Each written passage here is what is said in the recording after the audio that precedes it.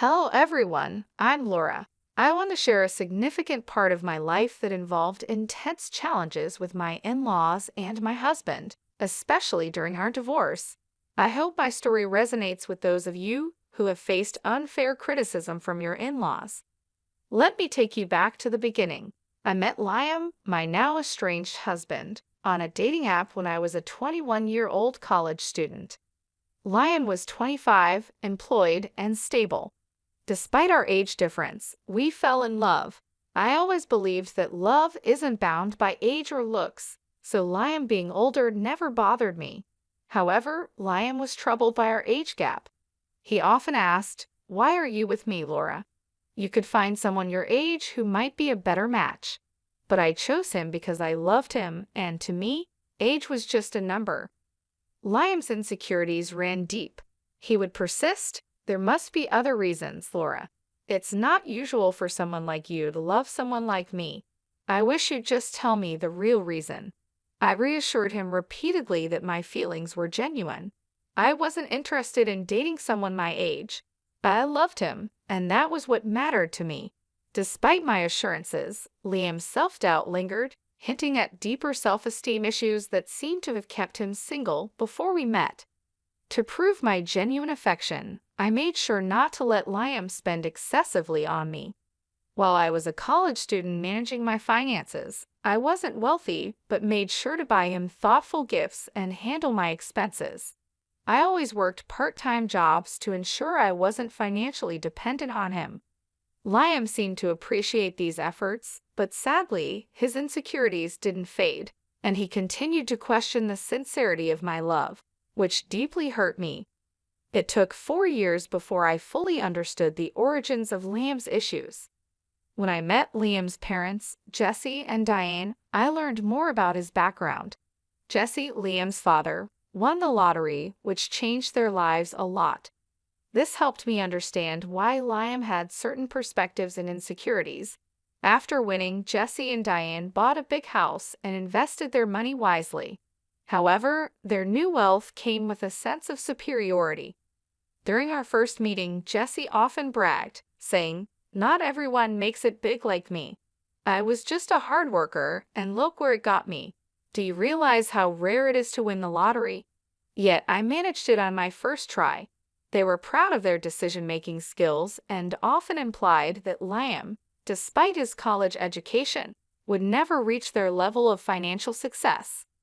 Diane suggested that Liam's previous partners were only after his money and left him once they were financially better off. They openly doubted Liam's ability to make good decisions, which infuriated me. It seemed like Liam's parents saw every woman he dated as a gold digger, and over time, Liam began to believe this narrative. This insinuation that I was just another gold digger became an embarrassing and hurtful part of their story. Fed up with their baseless assumptions, I stood up for both Liam and myself. "I'm sorry, but I have to disagree with you. Liam has worked hard to establish his career and will achieve even greater success in time." Jesse retorted, "Well, that doesn't change the fact that women only want him for money. The money we have is ours, but Liam does co-own the house. Eventually, it will be his. Every time these girls see our $500,000 house, I swear they just see dollar signs." I couldn't hold back. "I can't speak for Liam's past relationships, but I'm certainly not in this for the money. I love your son, and that's why we're together. I have no interest in your house." Diane then said, "Don't worry, Laura. Sometimes it's hard to accept that people can be successful and live in nice houses. You live in a small rented apartment with roommates. You might start desiring it after spending time around our house, too." Their comments pushed my patience to the limit, and I was on the verge of losing my temper. Liam heard everything but chose not to respond or defend himself. Instead, he steered the conversation in a different direction. His indifferent attitude on our way home took me by surprise after a particularly tense visit with his parents. I decided it was important to talk to Liam directly about the issue. "Liam, your parents are being unfair and hurtful to both of us. Why didn't you stand up for me?" Liam sighed, clearly frustrated. What did you expect me to say, Laura? My past isn't great. I've been used before by people who only cared about my parents' wealth, making plans for when they'd inherit the house. Even if they were wrong before, that doesn't mean they're wrong about everything. I felt a pang of hurt. Just because those women were after your money doesn't mean I am. It hurt that you stayed silent while your family insulted me. Liam looked conflicted. You know my family is wealthy now, and maybe they have a point. I'm not saying you have bad intentions, but I can see why it might look questionable to others. You have parents, and that might make you seem more reliant on my inheritance. His words were almost too much to bear. What you're suggesting is absurd, Liam. I've never pressured you to spend on me. Not having an inheritance does not make me a gold digger. Liam remained stubborn, unwilling to see my perspective. I love you, and that's what matters. Let's not argue about this anymore, he said, dismissing the need for further discussion. While some might have taken comfort in his declaration of love, I couldn't shake the feeling that he still had doubts about my intentions. I tried repeatedly to discuss it, even suggesting therapy to help him see things more clearly, but he refused, insisting there was nothing wrong. As time went on, I began distancing myself from his family. We got engaged right after I graduated from college, and I landed a decent job, which allowed me to start saving for our wedding. We shared the wedding expenses equally and married when I was 25. However, the next 5 years of our marriage were rocky. Liam frequently visited his parents, each time returning more distant and upset. I knew Jesse and Diane continued to poison his mind, still branding me as a gold digger. Despite my pleas for him to reduce contact with them, Liam continued to see his parents often. Their negative influence began to deeply affect his view of our relationship, convincing him that no one could truly love him for who he was. Even after years of my unwavering love, Liam's suspicion towards me never seemed to ease, and the weight of constantly having to prove my sincerity grew increasingly exhausting. However, the moment that truly tested us came on Liam's birthday. Preferring a low-key celebration, we decided to have a small cake party at our home. I was excited to make his day special. I surprised Liam with the expensive watch he had admired for a long time. He was thrilled with the gift, but my heart sank when he suggested we show it off to his parents. Despite my hesitation, I went along with him. When we arrived, Liam couldn't wait to show his new watch to his parents. Mom, Dad, look at this beautiful watch Laura got me. I've wanted it for so long. Isn't it stunning? His enthusiasm was clear. Diane responded with a slight surprise. Oh, Liam, it seems she does love you after all. We were quite worried for some time. But Jesse quickly added, don't be fooled, Diane. She's a gold digger. She married our son because we have a $500,000 house. Let's not ignore the facts. I couldn't contain my frustration. Excuse me, why do you think I married your son for your house? I've been working and living in an apartment for years. Besides, if age was a concern, why would I marry someone older unless I truly loved him? I assure you, I didn't marry Liam for his money or your house. I married him because I love him. Surely Liam can confirm that, right? To my astonishment, Liam remained silent. His reluctance to defend me in front of his accusing parents was deeply unsettling. I felt increasingly isolated as he avoided making eye contact, sinking under their harsh assumptions. Pushed to my limit, I confronted him. Liam, why aren't you saying anything? Your parents have always labeled me a gold digger. How will they ever see the real me if you don't speak up? Why are you so quiet? Tell them they're wrong. Liam's hesitation was palpable. He muttered, I don't know what you want me to say, Laura. Maybe my parents aren't completely wrong. There might be a possibility that his words trailed off, but the implication was clear.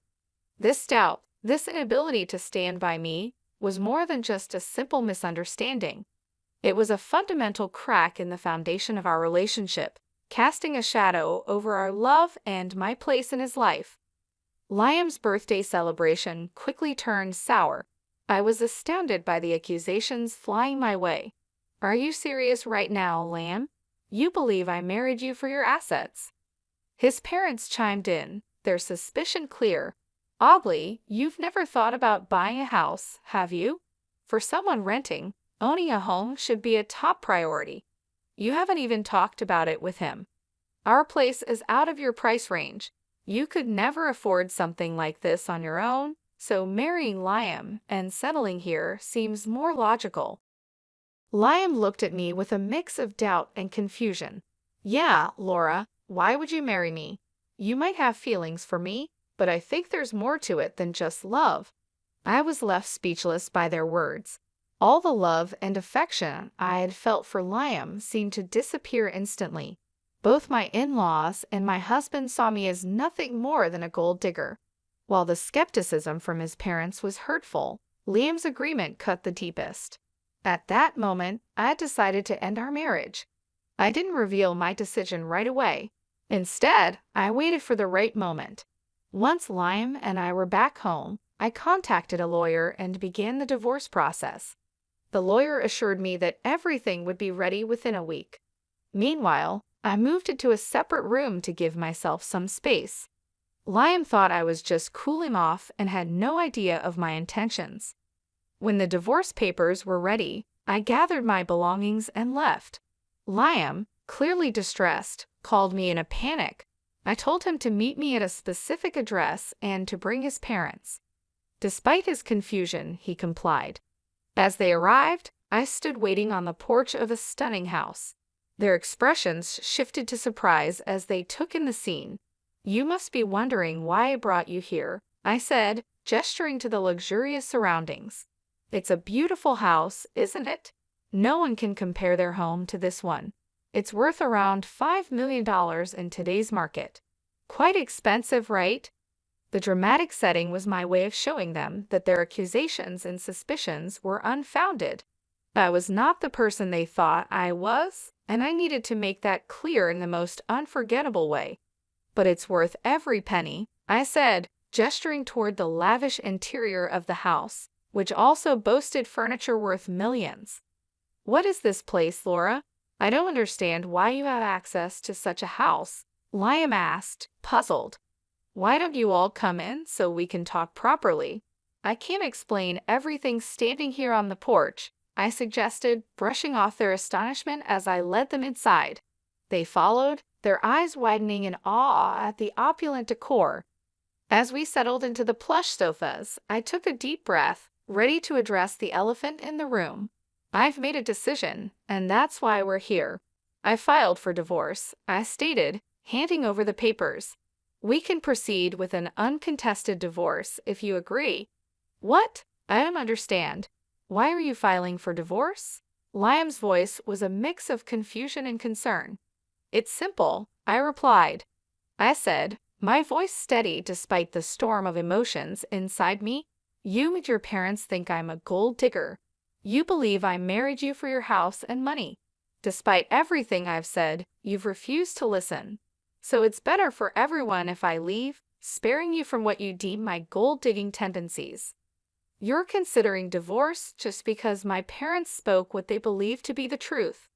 That's ridiculous, Liam retorted, disbelief coloring his tone. I think it's for the best, I replied, firm in my resolve. His mother, watching the exchange with an unreadable expression, chimed in. If she's so adamant, you should just sign the papers, Liam. Then at least you can find someone who truly loves you. Why did you bring us to this house, Laura? Do you expect me to buy this for you as part of our divorce settlement? Liam asked, suspicion in his voice. Why would I need you to buy this house, Liam? This house is already mine, I answered calmly, watching their shock and disbelief unfold. They looked at me as if I were joking. How on earth can you afford a house like this? Your renting and your job isn't enough to cover something like this. Stop lying to us, Liam's father demanded, his tone sharp with suspicion. Their disbelief was palpable, but I was ready to prove my independence and financial capability once and for all. I'm not lying, I asserted firmly. Liam, remember when I mentioned that my parents left me some inheritance? Well, this house is part of it. It's under a trust for now, but I will officially inherit it when I turn 32. I don't need to work a high-paying job because I have a trust fund waiting for me. That's impossible, Liam interjected. Your parents passed away a long time ago. They should have given you the house earlier. My parents were aware of the potential leeches I might attract, I explained. So they instructed me never to disclose the house or the trust fund to anyone. They wanted to keep everything safe until I turned 32. By then, they hoped I would be settled with someone who genuinely cared about me, not my inheritance. Oh my God, Laura, you should have told us about your wealth. We had no idea. This is a sizable house you have.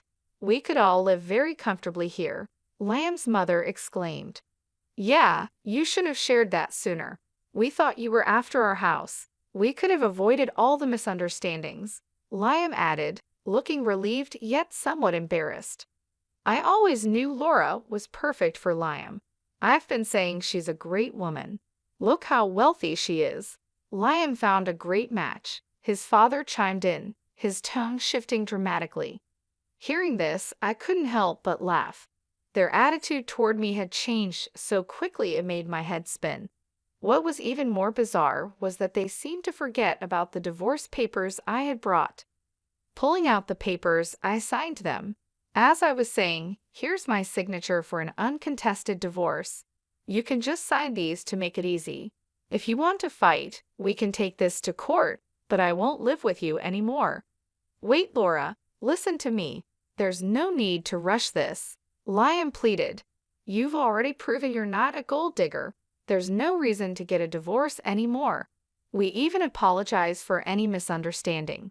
That should make things better, right? Yes, Jesse is right.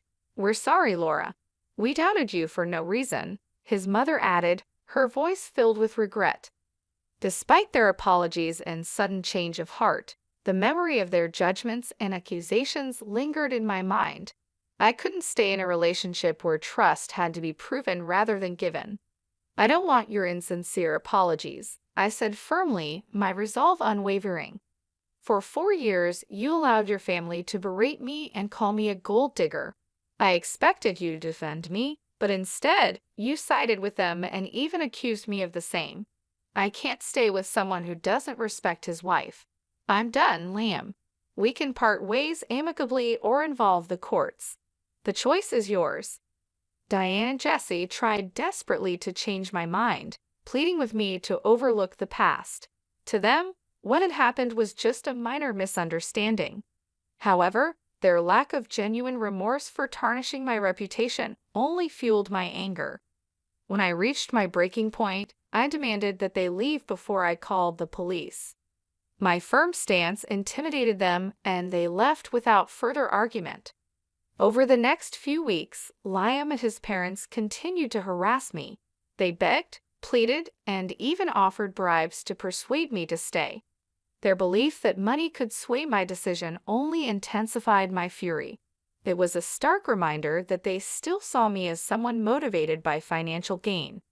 Ironically, since Liam co-owned the house with his parents, I was entitled to half of his share, which only fueled their desperation for reconciliation despite their relentless attempts.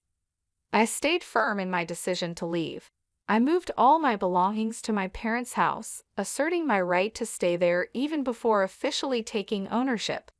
Liam and his parents kept trying to reach out, so I changed my phone number to avoid their constant calls from unknown numbers. Liam even tried to discuss matters at my workplace, but I had informed security beforehand, and they asked him to leave. Liam still hadn't signed the divorce papers, holding out hope that I would change my mind. Nearly a year has passed, and the situation remains unresolved, showing how complex and emotional our lives had become. With less than a year left until the divorce is finalized, I've managed quite well on my own. Living independently, I found both happiness and financial stability. While I've gone on a few dates, I'm not considering anything serious at the moment. According to a cousin of Liam, his family is now worried about having to pay me my rightful share of the house. The legal fees are mounting, and their savings are proving to be insufficient. Liam is even advocating for selling the house, harboring resentment toward his parents for the chaos they've caused in his life. At this point, I simply don't care about their problems. My only goal is to be free from that toxic family and move on with my life, leaving the chaos and negativity behind. My parents welcomed me back with open arms, providing the support and comfort I needed during this difficult time. They were surprised by the turn of events but understood my decision. Moving back home allowed me to reconnect with old friends and focus on rebuilding my life. I found a new job that I enjoy, and my colleagues have become a second family to me. Liam and his parents didn't give up easily. They continued to send letters and emails, pleading for reconciliation. I ignored their attempts, knowing that engaging with them would only prolong the emotional turmoil. It was clear to me that they were more concerned about their financial situation than genuinely apologizing for their behavior. During this time, I focused on self-improvement and personal growth. I enrolled in a few online courses to enhance my skills and took up new hobbies to keep myself busy. I also started therapy to help process my emotions and ensure I was making the best decisions for my future. My therapist helped me see that walking away from a toxic relationship was the right choice, and I began to feel more confident in my decision. As the divorce process dragged on, I made sure to document everything. I kept detailed records of all communications and interactions with Liam and his family. This meticulous approach proved helpful as my lawyer navigated the legal complexities of the case. It also gave me a sense of control over a situation that had felt so overwhelming. Despite their relentless attempts to win me back, I stood my ground. I knew that returning to Liam would mean subjecting myself to more years of distrust and manipulation. I deserved better than that, and I was determined to create a life free from their influence. Liam's cousin kept me updated on their financial struggles. The mounting legal fees and the prospect of losing the house were taking a toll on them. I felt a sense of vindication knowing that they were facing the consequences of their actions. However, I also knew that my happiness didn't depend on their suffering. I was focused on my own journey and the positive changes I was making in my life. Eventually, Liam agreed to sign the divorce papers. The relief I felt was immense. It marked the end of a painful chapter and the beginning of a new one. With the legal process finally moving forward, I could see a clear path to freedom and peace. In the end, I emerged stronger and more resilient. The experience taught me valuable lessons about self-worth and the importance of standing up for myself. I learned that it's better to be alone than in a relationship where I'm not valued or respected. Moving forward, I promised myself to never settle for anything less than I deserved. Leaving Liam and his family was the best decision I ever made. It allowed me to reclaim my life and build a future on my own terms. I was no longer defined by their opinions or accusations. I was free to be myself and pursue my dreams without the weight of their judgment. Looking back, I have no regrets. The journey was tough, but it shaped me into a stronger person. I found happiness and fulfillment on my own, proving to myself that I didn't need anyone else's approval to live a meaningful life.